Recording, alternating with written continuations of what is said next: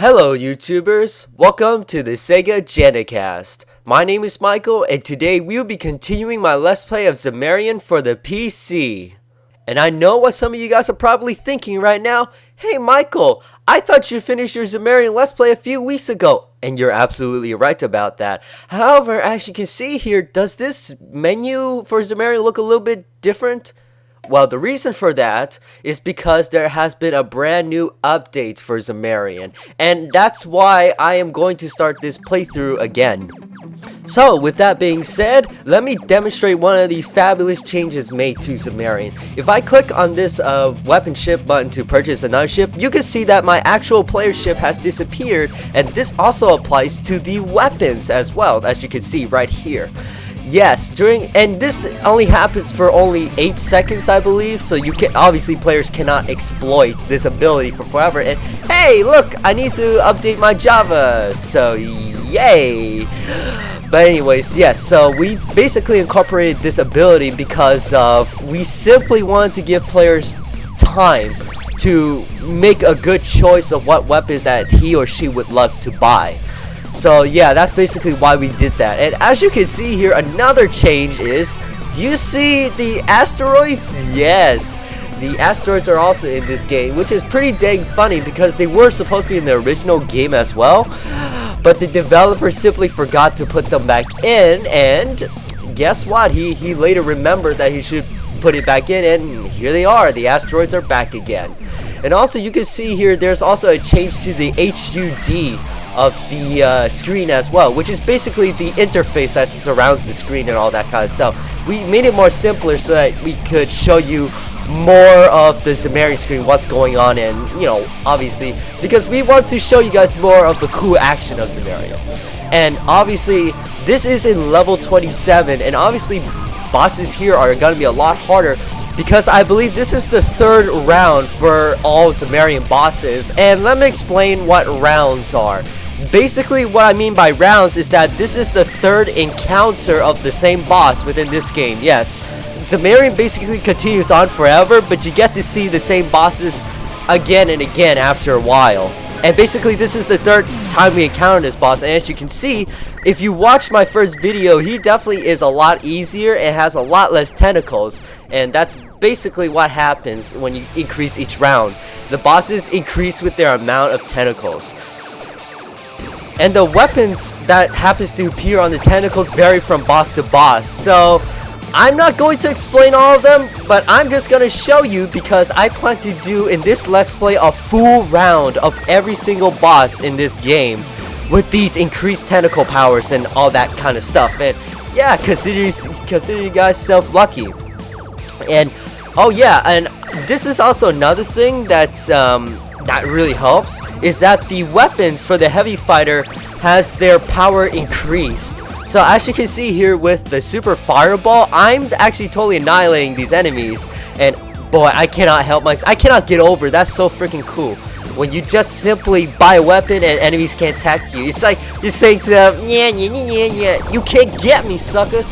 You know, it's like that. But anyways, yes, and all the weapons of the heavy fighter increased. And also, the biggest change in this new update to Zamarian is the multiplayer.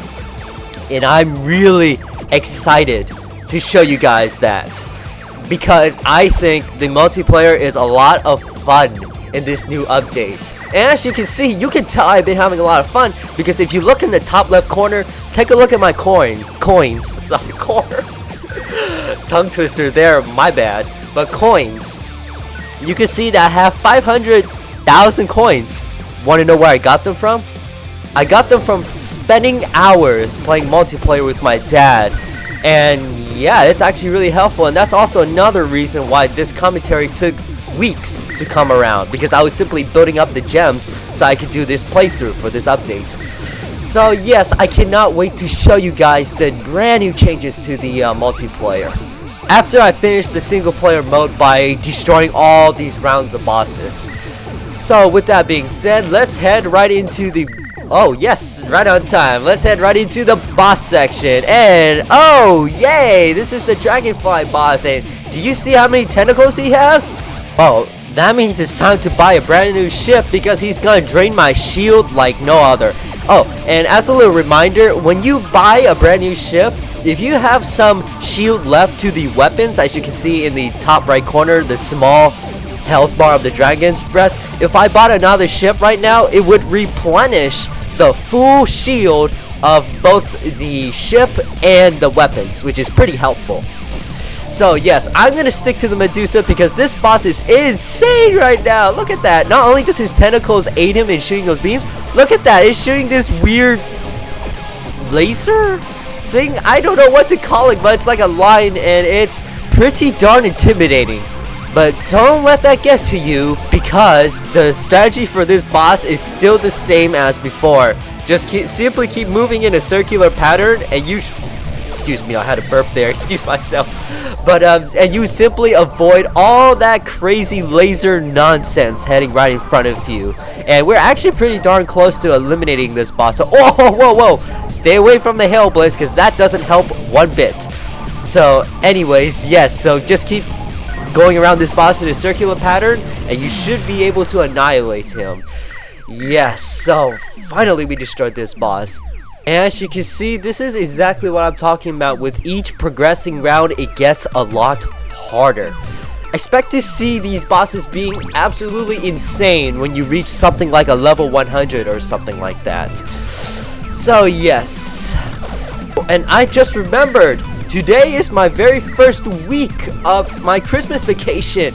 And I really love Christmas vacations because of all the nice presents you can unbox and all that stuff.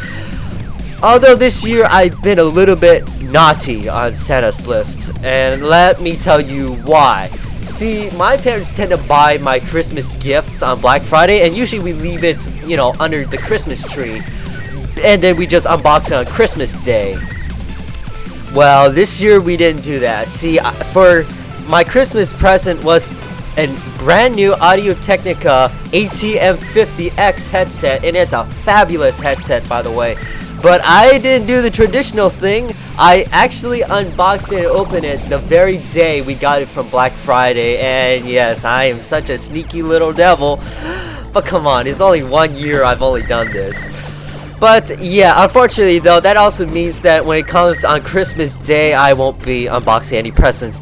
Which, now that I think about it, that really isn't such a bad thing because I'm already enjoying my Christmas presents.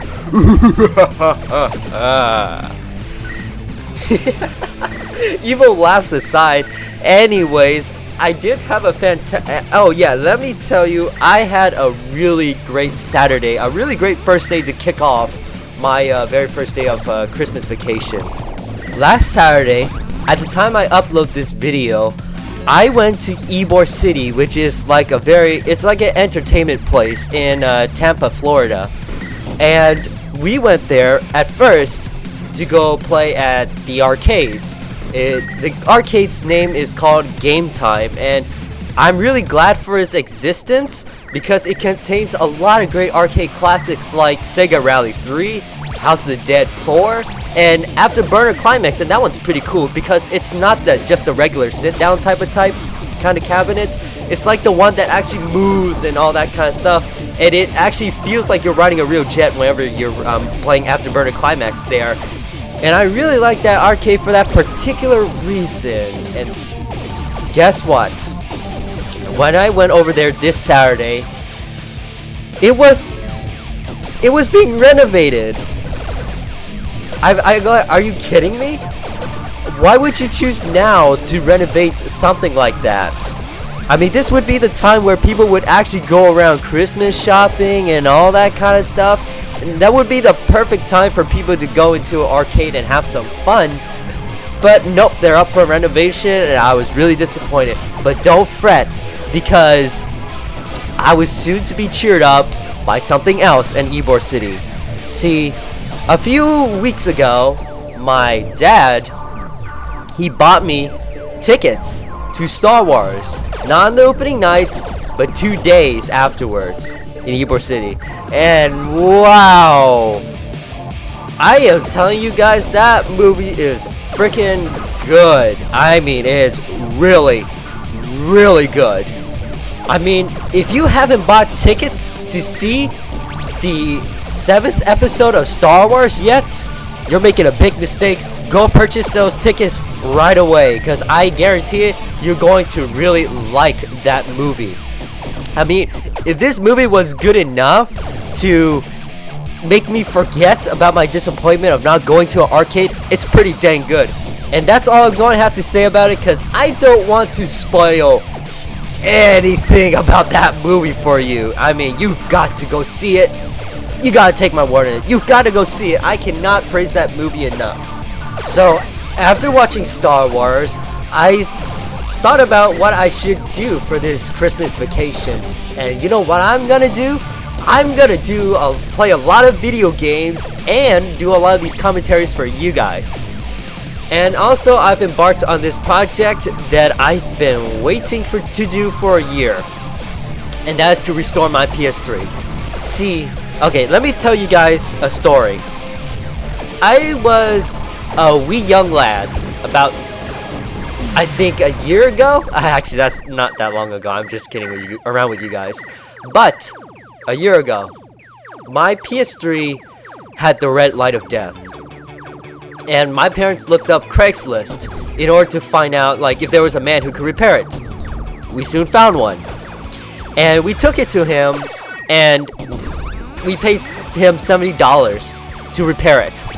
Sure enough, when I got it back, it was fixed. But not in the way that I wanted it to. See, what the PS3 did is that it stayed on, but the fan was really freaking loud, like really loud. It sounded like an aircraft, like a jet engine, I kid you not. And it was a really hot machine too. So basically what I did is, I opened up the PS3 this Sunday. I mean, not this Sunday, last Sunday. And when I took a look inside, I was freaking shocked to all heck. I looked at the board and I discovered that he didn't apply a lot of thermal paste on the heat sinks for the CPU and GPU for the PS3. And if you don't know what thermal paste is, it's basically like a compound that basically helps cool the CPU and GPU.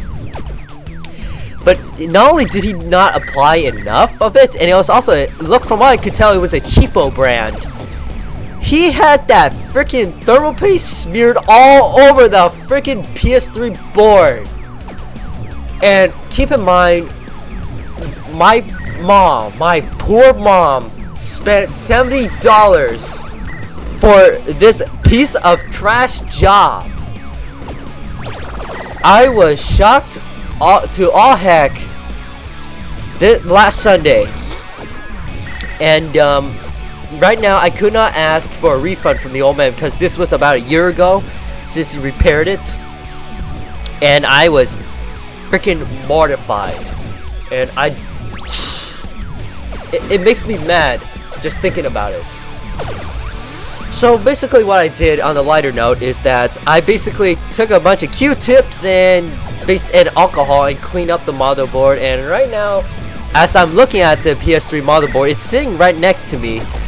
It's in much better condition now. Almost all that freaking thermal paste goop is all off my PS3. Unfortunately, I can't get all of it completely off because it's stuck in some crevices on the board, so I can't remove it. But yeah, as of right now, I'm planning to put out a new thermal paste for the PS3, and it's called the Arctic MX4 thermal paste, which I heard is a lot better than Arctic Silver 5. So yes, I cannot wait for that thermal paste to arrive in the package so I can repair it and see how well it performs, because hey, guess what? My next playthrough is gonna be a PS3 game. That's right, and I hope you guys are gonna really enjoy it, because I think it's gonna be very exciting.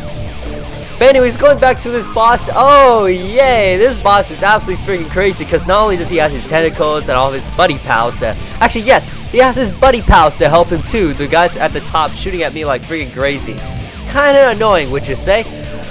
But yes, so, and actually, here's a little trick, but I'm not gonna use it, because EMPs cost a lot, and that's what the best way to get rid of those two guys at the top is to use the EMPs on him. Now, if you don't know what the EMP is, it's like it's actually the most powerful weapon in this game. And just one little click, kaboom! It takes up a lot of every enemy on the screen, and actually, it will also take out those two turret guys at the top, which can be proved to be freaking annoying. So yes, but basically the strategy is actually with generally most of the bosses is to just keep spinning it around in a circle, and you should be able to avoid them. No sweat and no problem. So yes, so let's just keep spinning around right here. Yeah, oh, close one there. And the Photon Blitz, as you can see here, is actually doing an okay job. Now, my recommendations with the Photon Blitz is that if you want to rise high in the leaderboard in the world, I recommend the Photon Blitz, because the Photon Blitz is not the most powerful weapon, but each one of those 4 shots gives you a lot of points. Yeah, so if you want to reach the leaderboard faster, yeah, keep using the Photon Blitz, because it's going to get you there in no time. Well, not exactly no time, but it certainly will help. A lot more than Medusa, I would say. But if you just want to annihilate these enemies and get to the farthest level possible, yeah, I would recommend the Medusa, because that's easily the most powerful weapon in this game. So let's get used. Actually, the Fireball on this boss isn't too bad, because the Fireball is a lot more powerful now. So let's just keep using on this boss. And yeah, I definitely would recommend the Fireball, because it's a very good weapon for the amount of price that it costs.